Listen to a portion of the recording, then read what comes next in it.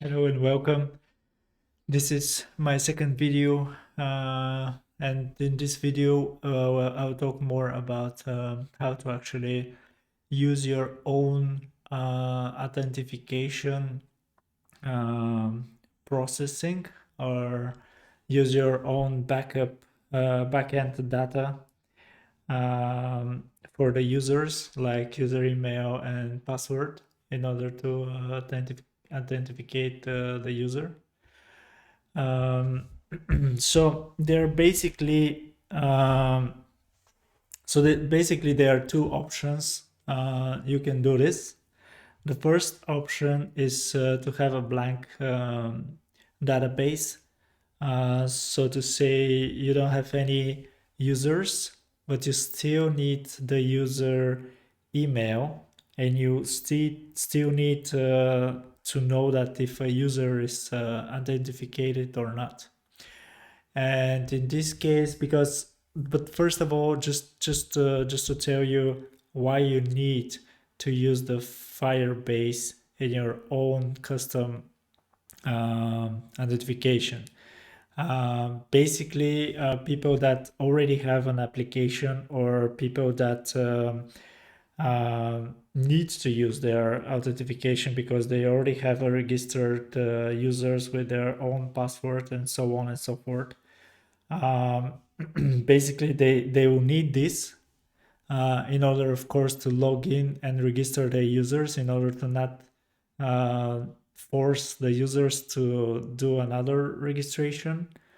But why do you need Firebase? It's actually, Firebase is essential for a couple of numbers of tools that you need to use, like uploading a picture, for example, right now, or using the notifications.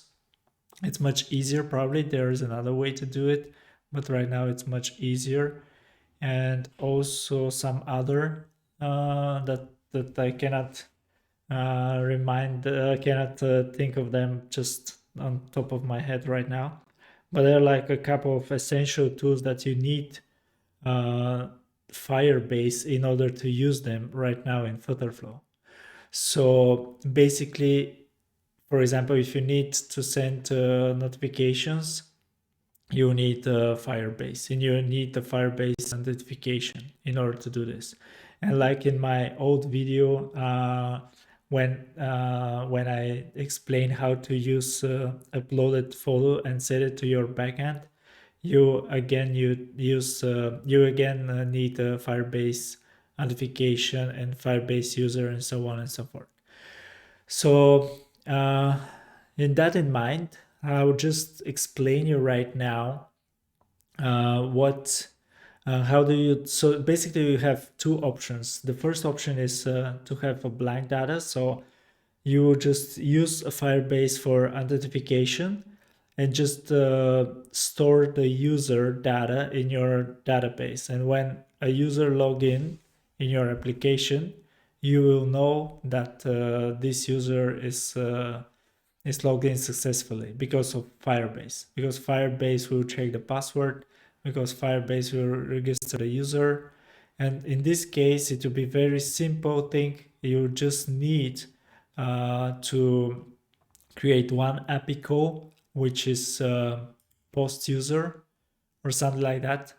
And you just need to have, in my case, because I'm sending the same URL. It's actually a demo URL. It's not working right now. It's not working at all, of course, because I don't own demo.com. But so I have this the first this what I want to do, in this case post user, it's true.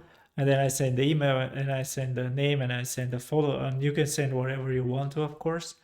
And the logic behind it is that you take all this data and check if it's not empty, if you need it, and then you get the user, which is this code right here. It's in PHP code, but of course you can do it in any language you can think of. And then this is the photo, adding the photo, and then store the user in your database.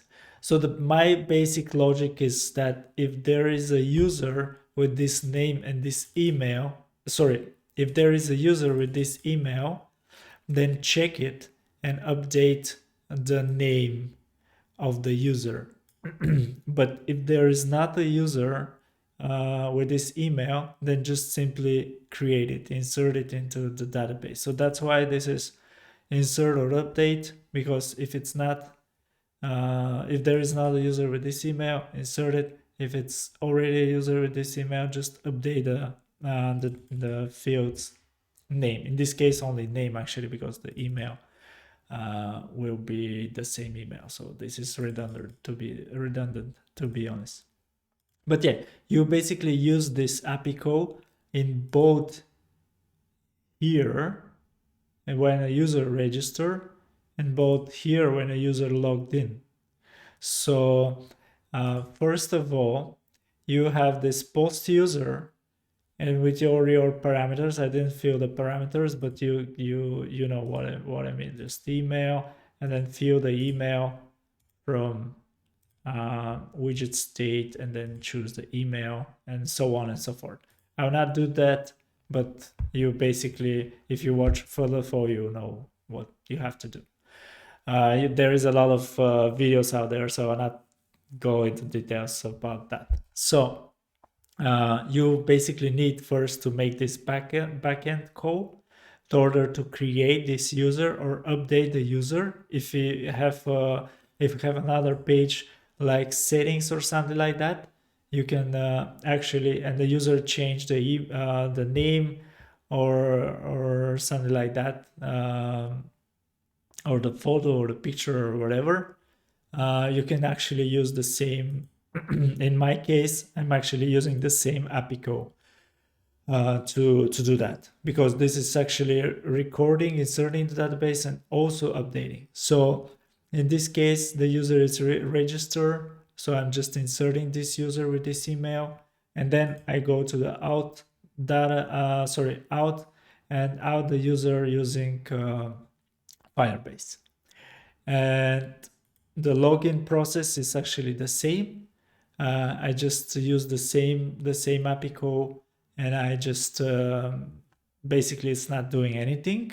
It just make sure that the user will be created, because sometimes if the user just log in, you basically, it's for safety reasons to just have this as well, and the user to make sure that the user is created and you have the same user with this email in your database, and then just out the user. Recently I understood that actually you don't need to navigate to a second page, like navigate to welcome page or whatever, because when you have a login and a register user and creating a user, it's login user and create account, they will actually automatically navigate to the page that you set over here. So if the entry page is home and the login page is welcome, so if they log in or create a user, they will go to this page. You don't need to specify the navigation, and actually nothing will work after that as well. So this is important information. I didn't know that, so that's why I'm including this in this video. So this is basically option one. It's very simple option, and it should work like you should have any other problems to just work. And option two is when you already have users in your database and you want your Firebase to actually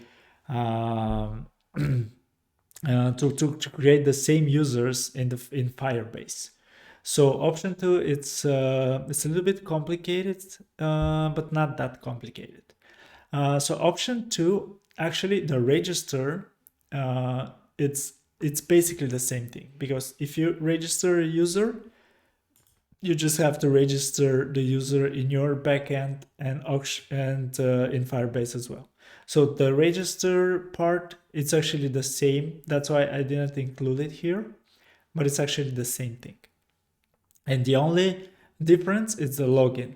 So when you have a login in option 2, because you have already database, you have to do basically one thing. First, I didn't include that, but of course you need to log in the user first from your backend. So you have something like this login user, and then you say just login user and fill out the requirements like email and password and so on and so forth. I'll just delete that for now, but you get what I mean. And then you have to have this at the top.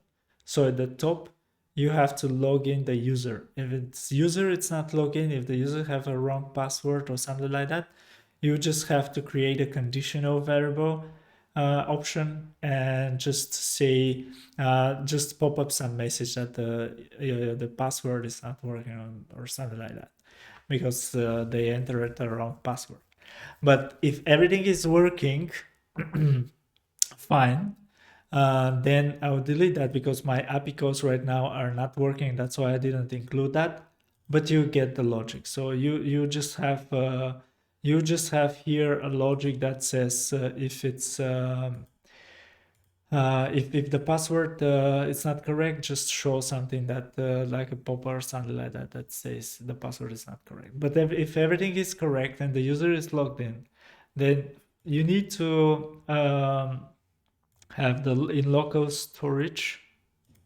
You need to have the password as a string and the email as a string, and you don't need them to be persistent, as you don't need them in the future. You just need them for this case only, which is when a user is logged in.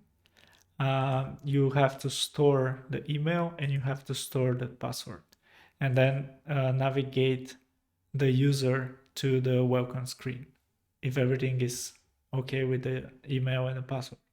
And when you navigate them to the welcome screen, you ignore this part over here. We're just focusing on this part over here. So you have to create a fake email text field, a fake password text field, and then populate them with the local state email and the local state password. And when you're not clicking, when you didn't click to anything, just click on the blank thing. You have actions as well, and those actions are fired on page load. And on page load, you have only one action, which is create a user.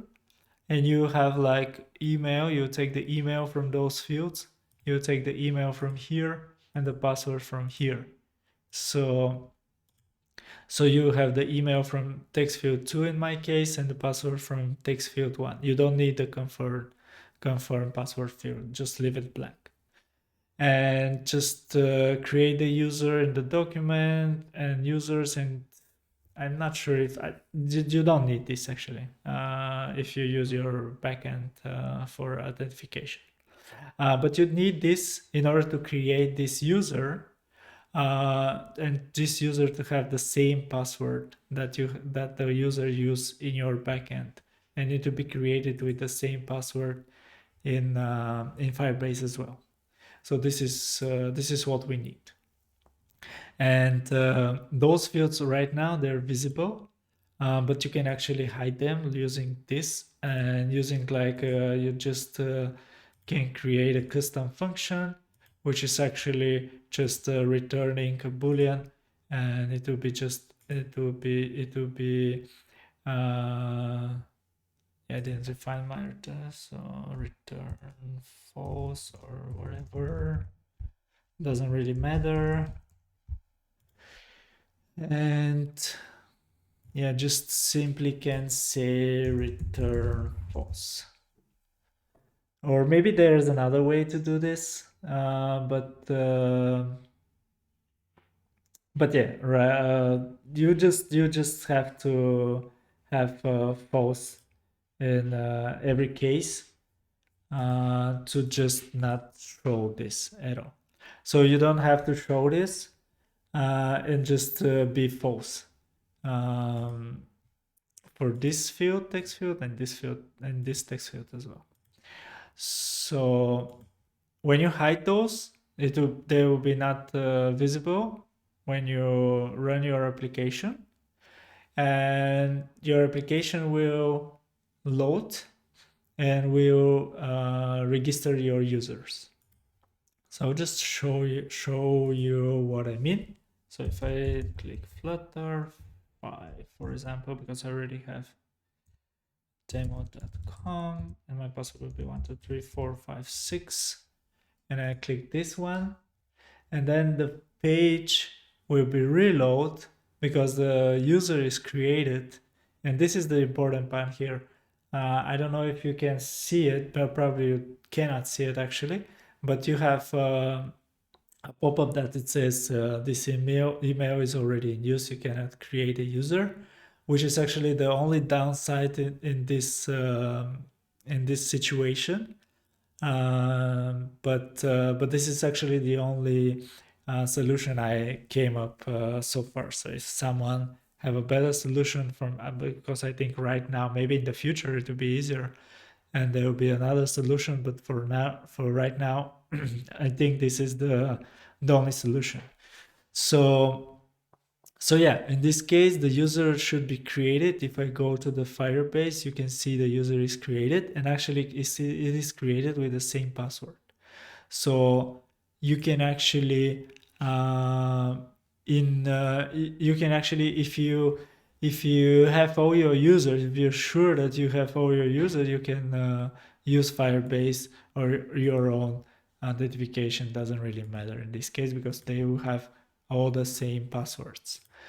And also one more thing, when you use this second option to authenticate your users with your own backend and you already have created users, the problem comes with the lost password, because if someone forget their passwords and try to do this with Firebase, for example, because you have all these options, authentication, reset password, sorry, and you need to specify the email, but this will actually not work, of course, because the passwords will be the same in your backend and Firebase. But if it's a user reset the password from Firebase, you will not know what is their new password. So in this case, you actually need to have something like lost password.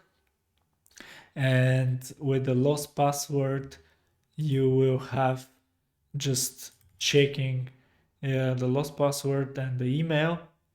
So in this case, I'm just saying sending true. So if that's true and you have the email, just get the user and then send the email with the link, with a custom link that you provide to the user to have a new password. And if you do this, everything will be working. Everything should work. Actually, I'll upload this code. This code is very simple, as I explained this one.